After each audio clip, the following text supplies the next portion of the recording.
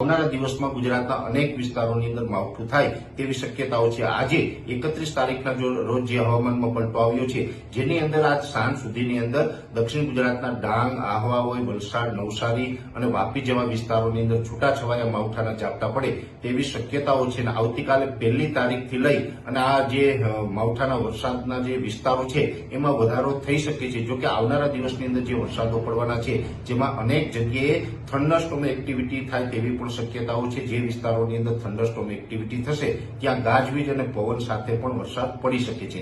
જેમાં આવતીકાલે 1 તારીખ અને પરમ દિવસે 2 તારીખ એમ 2 દિવસ સુધી સૌરાષ્ટ્રના વિસ્તારોની અંદર પણ હવામાનમાં પલટો આવશે। સૌરાષ્ટ્રની અંદર જે વિસ્તારોમાં માવઠાની શક્યતાઓ છે, જેમાં જોવા જઈએ તો બોટાદ, ભાવનગર, અમરેલી, ગીર સોમનાથ, જૂનાગઢ અને દક્ષિણ રાજકોટના ભાગો છે, જેમાં છૂટાછવાયા વિસ્તારોની અંદર સામાન્ય માવઠાના ઝાપટા પડે કે છાંટછૂટ થાય તેવી શક્યતાઓ છે। મોરબી, સુરેન્દ્રનગર અને જે જામનગર, દ્વારકા, પોરબંદર જેવા વિસ્તારો છે તેમાં હાલ કોઈ માવઠાની શક્યતાઓ દેખાતી નથી। અમુક વિસ્તારોની અંદર વાદળ થશે, એકલ દોકલ સેન્ટરમાં ક્યાંય ઝાપટું પડીએ તો એ અપવાદરૂપ રહેશે। એ સાથે કચ્છ જિલ્લાની વાત કરવા જઈએ તો કચ્છમાં પણ હાલ કોઈ માવઠાની શક્યતાઓ નથી, પણ દરિયાઈ કાંઠાના વિસ્તારોની અંદર વધારે ઘાટા વાદળ જોવા મળે અને એકલ દોકલ જે વિસ્તારની અંદર ઝાપટા પડે તે વાત અપવાદ રહેશે। એ સાથે સૌરાષ્ટ્રની અંદર, સૌરાષ્ટ્ર અને કચ્છની અંદર તો 1 અને 2 તારીખે 2 દિવસ સુધી જ હવામાનમાં પલટો રહેશે, પણ દક્ષિણ ગુજરાત અને મધ્યપ્રદેશ બોર્ડર લાગુ વિસ્તારો છે એ વિસ્તારોની અંદર 5 તારીખ સુધી આ અસ્થિરતા જોવા મળશે।